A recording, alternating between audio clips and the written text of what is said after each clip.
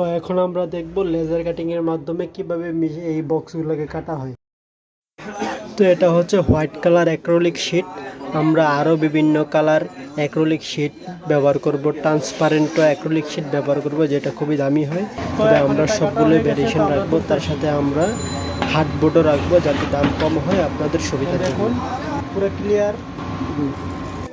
এখানে আরও অনেকগুলো বক্স কাটতে হবে, তার সাথে প্রিন্টিংও রয়েছে, তবে সময় স্বল্পতার কারণে আমরা দেখাচ্ছি না।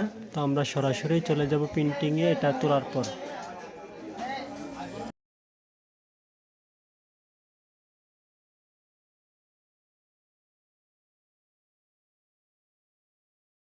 তো দেখতে পাচ্ছেন সমস্ত কাটিং হয়ে গেছে। এবার আমরা সবগুলোকে ফিটিং করব। ফিটিং করা খুবই সহজ, খুবই সিম্পল। এখন আমরা সবগুলো খুলছি, খুলে আবার সবগুলো নতুন করে করব।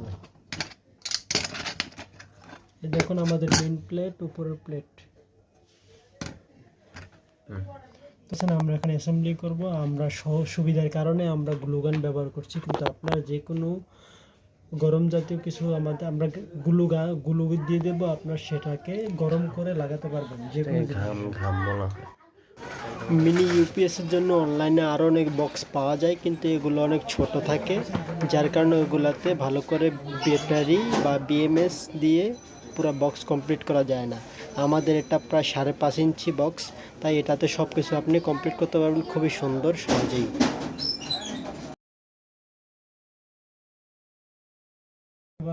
Box complete. এবার আমরা উপরে পার্ট লাগাবো।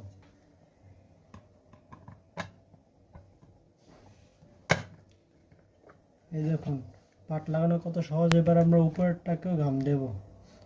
যদি আমরা উপরেরটা ঘাম এখন দিচ্ছি না, যদি আমরা দিই তাহলে পুরো বক্স কমপ্লিট হয়ে যাবে। পরে আমরা আপনাদের কাছে পাঠাইতে সমস্যা হবে, আমরা সবগুলো খোলাভাবে পাঠাবো।